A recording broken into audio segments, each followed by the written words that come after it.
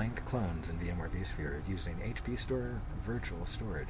So we have 3 VSAs, and what we're creating here is allocating is a data store LUN that is then allocated to a single ESX host, 1678.31.121.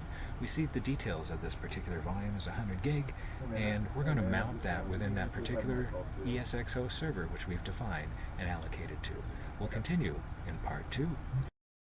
Back in part 2, we've gone ahead and allocated that iSCSI LUN, presented that to this particular ESX host, the 31.121, and we've mounted that volume. We see that unique identifier, that 100 gig volume is mounted, and then we go on over to the storage, and we see that iSCSI volume is mounted to the 121 server only. In fact, we gave it a unique identification name as to such. On that particular volume, we notice that we've created a Windows 2012 R2 golden image, leveraging sysprep, and tailored that particular image to be unique and be ready for mass deployment through smart cloning capabilities, or through what we're doing is linked clone capabilities within vSphere. We'll continue that on in part 3. Here that's stored and only being seen by this particular ESX host, the 31.21. We're going to convert that to a template. What this allows us to do is really convert it to a special, unique image within vSphere that allows us to create differential files or function just as we were to create like smart clones on the back end of the storage with an HP Store Virtual feature, but to leverage that within the VMFS file system. So we're going to convert that to a specific, unique type of VM called a template VM that allows us to enable and leverage linked clones. We see that that's done, and that has been complete on the conversion. We now also note that it is no longer managed from the inventory of hosts and clusters. We have to go to VMs and templates in order for us to see that golden image. If we go ahead and edit the properties of that particular golden image, we would see that it's stored physically on that iSCSI volume exposed to that 121 host.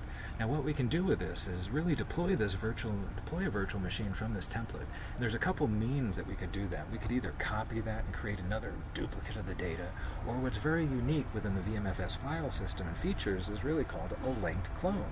A linked clone is really just a pointer to that original golden image where you've really stored no data from a differential file, very minimal data. It's really just a pointer, and then you start building on up what might be different from a perspective of that virtual machine's use of a disk. So we'll go ahead and we'll create it, and we'll show how fast quickly we can go ahead and do that. We're going to call that the Windows 2012 R2 machine.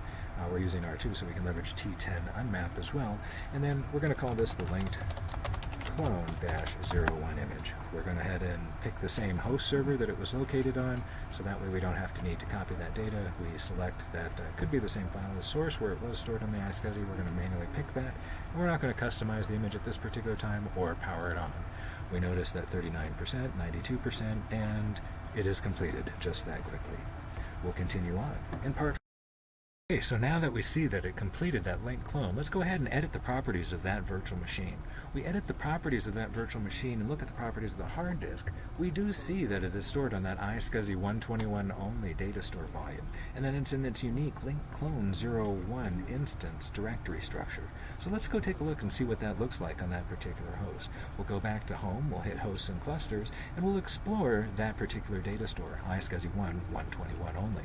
We bring that up, we see two data store structures within that on the data store itself, that iSCSI data store. One's the golden image and the other one's the linked clone.